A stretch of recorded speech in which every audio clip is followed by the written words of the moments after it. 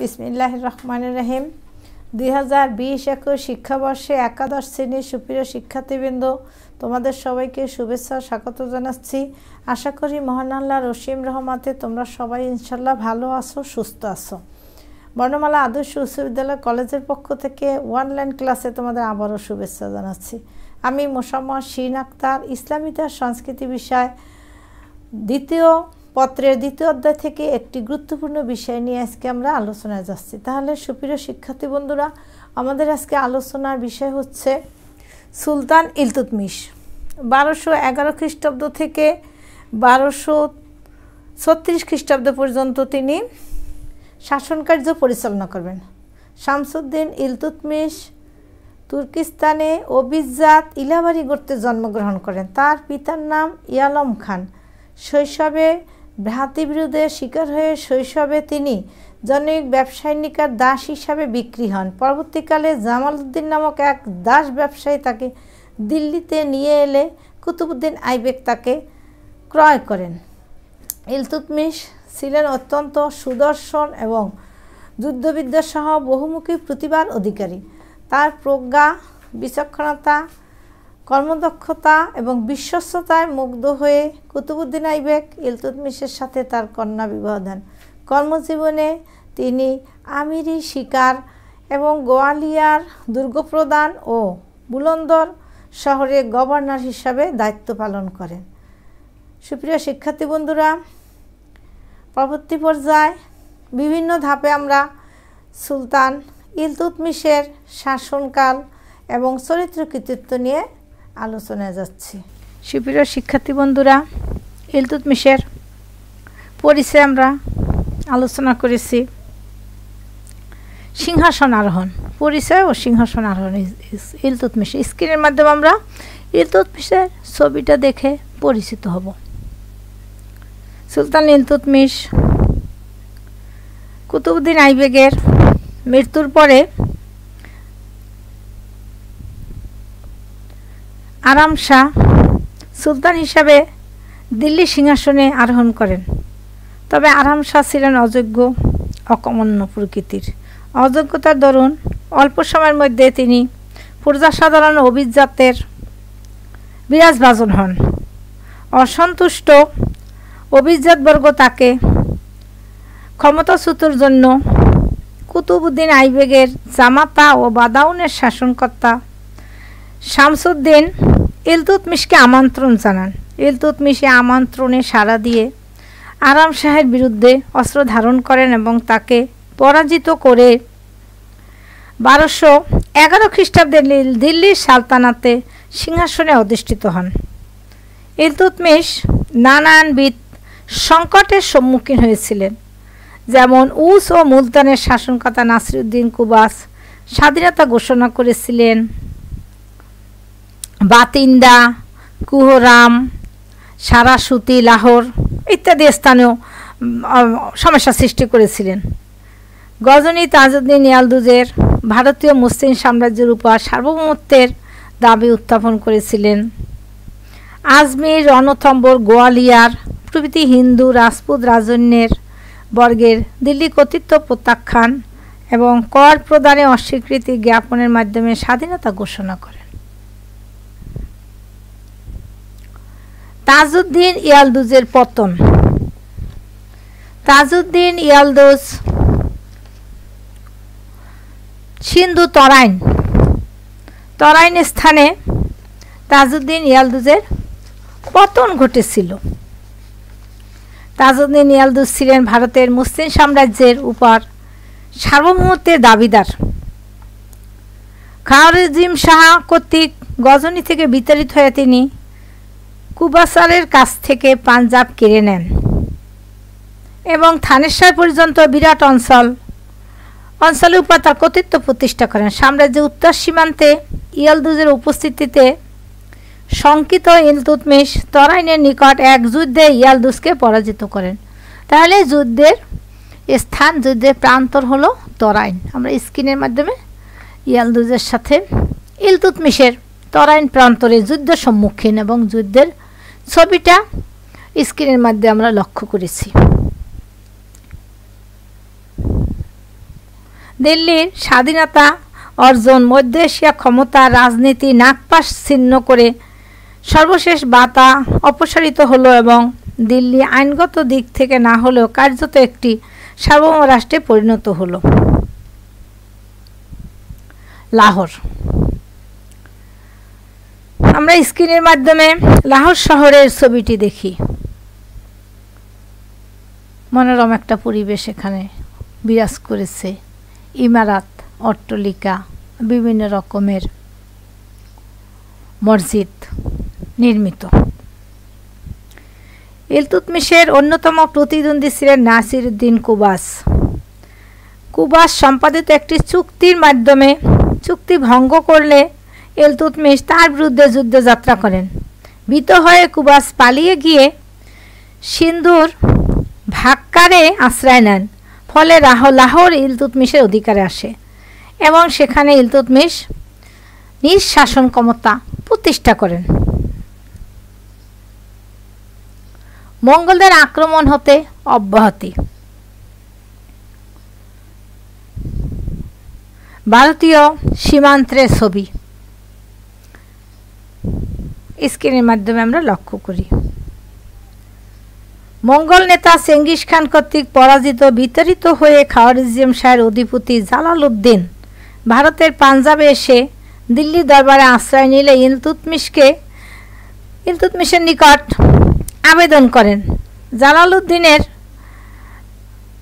আগমন মঙ্গলরা ভারত সীমান্তে এসে উপনীত হলে ইলতুৎমিশ মঙ্গল আক্রমণে আশঙ্কায় ভীত হয়ে পড়েন। এই অবস্থায় তিনি জালালউদ্দিনকে আশ্রয় দেওয়া একটি আত্মঘাতী পদক্ষেপ হিসাবে বিবেচিত করে ইলতুৎমিশ জালালউদ্দিনকে আশ্রয় দিলেন না, আশ্রয় দেওয়া অপরাগ প্রকাশ করলেন। আশ্রয় না পেয়ে জালালউদ্দিন মুলতান, পাঞ্জাব অঞ্চলে লুটরাজ করেন এবং পারস্যের উদ্দেশ্যে ভারত ত্যাগ করেন। মুখ্য শত্রু হিসাবে ভারত ত্যাগের পর মঙ্গলগণ ভারত সীমান্তে সামান্য লুটপাট শেষে দেশে ফিরে যান। জালালউদ্দিনকে আশ্রয় না দেওয়ায় ইলতুৎমিশের কূটনৈতিক শিষ্টাচার পরিপন্থী হলেও ইলতুৎমিশ দূরদর্শী পদক্ষেপ ফলে মঙ্গল আক্রমণ রক্ষা করতে পেরেছিলেন। পশ্চিম ভারতে দিল্লি নিয়ন্ত্রণ প্রতিষ্ঠা।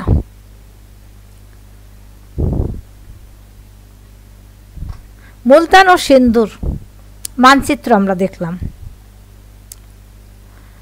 মঙ্গলদের বিপদ আশঙ্কা দূরীভূত হওয়ার পর ইলতুৎমিশ পশ্চিম ভারতীয় অঞ্চলের প্রতি নজর দিলেন।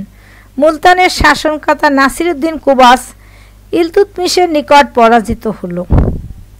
পলায়নকালে সিন্ধু নদে তার সমাধি ললিত হল এবং ভারতীয় অঞ্চলে দিল্লি কেন্দ্র নিয়ন্ত্রণ প্রতিষ্ঠার পর সুগম হল। মুলতান সিন্ধু অধিকৃত হল। দেবলের সুমরা শাসক দিল্লি আনুগত্য স্বীকার করেন। উত্তর পাঞ্জাবে শিয়ালকোট এবং জানের পর্যন্ত ইলতুৎমিশ ক্ষমতা বিস্তার ঘটান।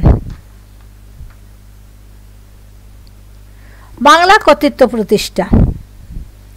দিল্লি কেন্দ্রীয় শক্তি দুর্বলতার সুযোগে বঙ্গে আলীবর্দী খান মর্দান খলজি স্বাধীনতা ঘোষণা করে 2 বৎসর স্বৈরশাসন পরিচালনা করেন। আলী মর্দান নিহত হলে হুসামুদ্দিন ইয়াস খলজি পূর্ণ স্বাধীনতা ঘোষণা করে লখনৌ সিংহাসন আরোহণ করেন। তিনি সুলতান নাসিরউদ্দিন নাম ধারণ করে নিজ নামে খুতবা পাঠ এবং মুদ্রায় নাম অঙ্কিত করেন।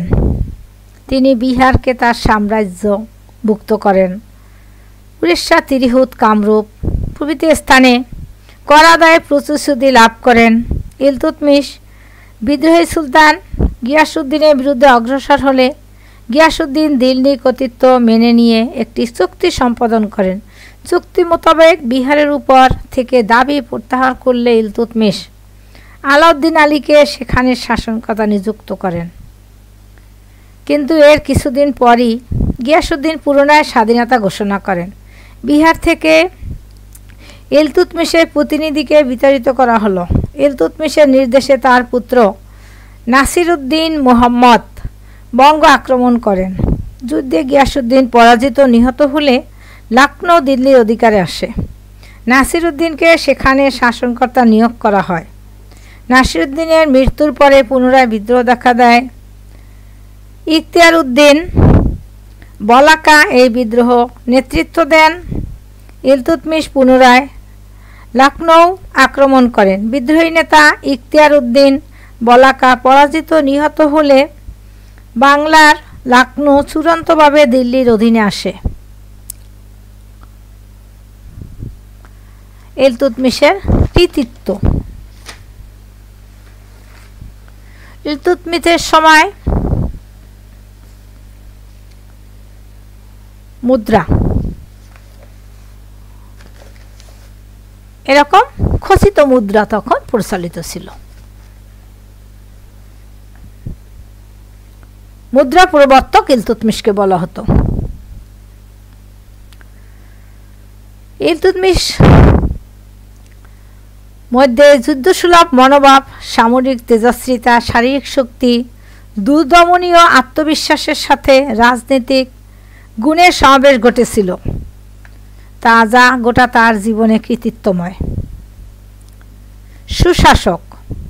অসাধারণ রণকৌশল দ্বারা শাসন শৃঙ্খলা সাফল্য লাভের মাধ্যমে ইলতুৎমিশ সুশাসকের সাথে রাষ্ট্র পরিচালনা করেছেন। তিনি তুর্কি শাসকদের ভিত্তি সুদৃঢ় করে ভারতে মুসলিম সাম্রাজ্যের স্থায়িত্ব দান করেন। সাম্রাজ্য বিস্তারের পরিবর্তে এর সংহতি বিধান সুশাসক প্রতিষ্ঠা অতি সতর্ক পদক্ষেপ তিনি গ্রহণ করেন। তিনি সাম্রাজ্য পুনর্গঠন করেন, ন্যায় বিচারের ব্যবস্থা করেন, সামরিক এবং বেসামরিক দপ্তরগুলিও শৃঙ্খলা আনয়ন করেন। তার সর্বভারতীয় সামরিক প্রশাসনিক কাঠামো ছিল বিশৃঙ্খলা, তিনি শৃঙ্খলা বিতারে এনেছিলেন। কেন্দ্রীয় প্রশাসন সংগঠন। ইলতুৎমিশ প্রথম সুলতানি সাম্রাজ্যে কেন্দ্রীয় প্রশাসনের ভিত্তি রচনা করেন। তিনি ছিলেন দিল্লি প্রশাসকের প্রকৃত সংগঠক। সুলতান ইলতুৎমিশের শাসনামল হতে ইক্তা প্রহার প্রথার পরিবর্তন ভারতবর্ষে শুরু হয়। ইক্তা অর্থ অংশ বা ভাগ। ভারতীয় সামন্ত প্রথা উচ্ছেদ করা, যোগাযোগ ব্যবস্থা উন্নয়ন সাধন, রাজস্ব আদায় করা, শান্তি শৃঙ্খলা বজায় রাখা ইত্যাদির উদ্দেশ্যে ইলতুৎমিশ ইক্তা পরিবর্তন করেন। সুপ্রিয় শিক্ষার্থী বন্ধুরা, ইক্তা হচ্ছে ভাগ। ইক্তাদারদের আঞ্চলিক প্রভাব প্রতিপত্তি দূর করার জন্য বদলির ব্যবস্থা করেছিলেন। সৈন্য বাহিনী। সুলতান ইলতুৎমিশের সামরিক প্রতিভা, দূরদর্শিতা, শাসন দক্ষতা তাকে ভারতীয় মুসলিম আমলের অন্যতম শ্রেষ্ঠ সুলতানদের মর্যাদা দান করেছেন। ইলতুৎমিশ 40 জন বিশ্বস্ত্র সুযোগ্য কৃতদাসকে সংঘবদ্ধ করে একটি 40 চক্র, অনেকের মতে কিংস অফ আর্ম রাজার বাহিনী তৈরি করেন। কেন্দ্রীয় প্রশাসকের তত্ত্বাবধানে সেনা সংগ্রহ, কেন্দ্রীয় কোষাগার হতে তাদের ভরণ পোষণের ব্যবস্থা করেছিলেন। কেন্দ্রীয় প্রশাসক পরিচালনায় কেন্দ্রীয় সেনাবাহিনী গড়ে তুলেছিলেন ইলতুৎমিশ। মুদ্রা ব্যবস্থা পরিবর্তন। ভারতীয় উপমহাদেশে মুসলমান শাসকদের মধ্যে সুলতান ইলতুৎমিশই সর্বপ্রথম খাঁটি আরবি মুদ্রা পরিচালন করেন। দেখো মুদ্রাটার ভিতরে কিন্তু আরবি লেখা আছে। একটা দেশের সম্পদ মুদ্রা। তিনি রৌপ্য, টাঙ্কা ও তাম্রজিত জিতল নামে 2 ধরনের মুদ্রা পরিবর্তন করেন। নেলসন রাইট বলেন, দিল্লি মুদ্রা পরিবর্তনকারকের ইতিহাসে ইলতুৎমিশের রাজত্বকাল একটি মাইল ফলক। তার পরিবর্তিত টঙ্কা পরবর্তীকালে সুলতানদের অনুকরণীয় হয় এবং টঙ্কার আধুনিক সংস্কার রৌপ্য বা টাকা। একটি স্ট্যান্ড রূপা ওজন ছিল 175 গ্রেন। তার মুদ্রায় বাগদাদের খলিফা নামাঙ্কিত ছিল। মুদ্রায় তিনি নিজকে বিশ্বাসীদের নেতার সাহায্যকারী হিসাবে অভিহিত করেছেন। সুপ্রিয় শিক্ষার্থী বন্ধুরা, স্থাপত্যকলায় পৃষ্ঠপোষক হিসেবে ইলতুৎমিশ। শিল্পরসিক ইলতুৎমিশের সময় ভারতে স্থাপত্যকলায় বিকাশ ঘটে। শ্বশুর কুতুবউদ্দিন কর্তৃক স্থাপিত দিল্লির কুয়াত-উল ইসলাম আজমিরে আড়াই দিনকা জোপড়া মসজিদ দুইটি নির্মাণ করে তার আমলে শেষ হয়। তার শিল্প অনুরাগের অন্যতম নিদর্শন হচ্ছে দিল্লির কুতুব মিনার। দিল্লি কুতুব মিনার তার চিত্রশিল্পের শিল্পনীতির অবিনাশী রূপ নিয়ে আজও বিদ্যমান। ইলতুৎমিশ নিজের জন্য যে সমাধি ভবন নির্মাণ করেন তার সংগঠক শৈলী চারুশিল্পের অন্যতম স্বাক্ষর বহন করেন। শিক্ষা সংস্কৃতি পৃষ্ঠপোষক। ইলতুৎমিশ শিক্ষা সংস্কৃতি পৃষ্ঠপোষক ছিলেন। তার সময় দিল্লি শিল্প বিদ্যাচর্চা কেন্দ্রে পরিণত হলো। জ্ঞানী গুণী বিদ্বান ব্যক্তিকে দিল্লিতে আশ্রয় দিয়ে তিনি দিল্লিকে ইসলামী সাংস্কৃতিক শ্রেষ্ঠ কেন্দ্রতে পরিণত করেছিলেন। তিনি সারা দেশে অসংখ্য সরাইখানা, মাদ্রাসা, মসজিদ নির্মাণ করেন। সুফি শাসকদের প্রতি তার যথেষ্ট শ্রদ্ধা ছিল। এই সময় অনেক সুফি সাধক দিল্লিতে এসেছিলেন। ধর্মীয় নীতি। ব্যক্তিগতভাবে সুলতান ইলতুৎমিশ ধর্মপরায়ণ ছিলেন। তিনি সুফি সাধকদের যথেষ্ট শ্রদ্ধা করতেন, যেমন শ্রেষ্ঠ আউলিয়া বাহাউদ্দিন, জাকারিয়া, শেখ জালালউদ্দিন তাবরিজি, বিখ্যাত সুফি শেখ কুতুবউদ্দিন বখতিয়ার কাকি প্রমুখ ব্যক্তিবর্গ তার দরবারে শ্রদ্ধেয় ব্যক্তি হিসাবে সমাদৃত পেতেন।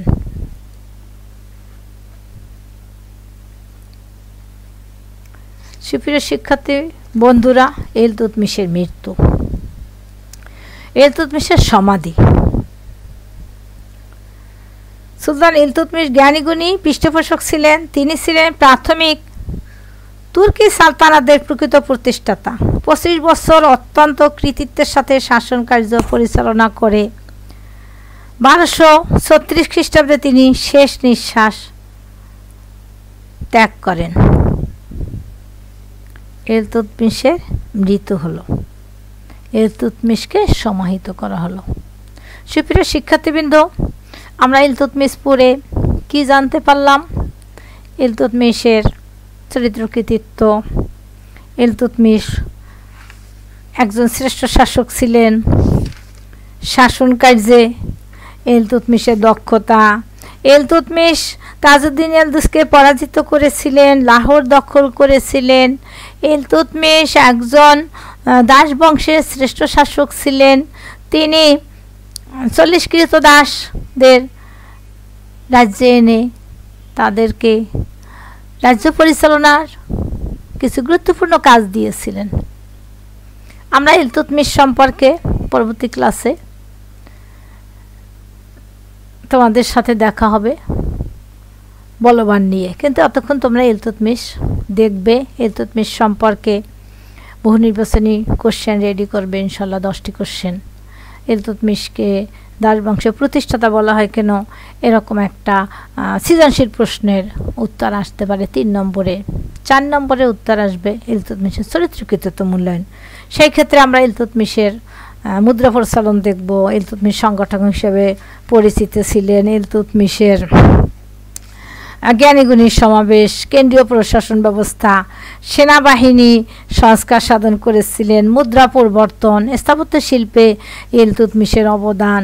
সেরকম করে দেখা গেল আমরা কুয়াতুল ইসলাম, তারপর আজমিরে আড়াই দিনকা জোপড়া মসজিদ দুইটি নির্মাণ কাজ তার আমলে শেষ হয়েছিল।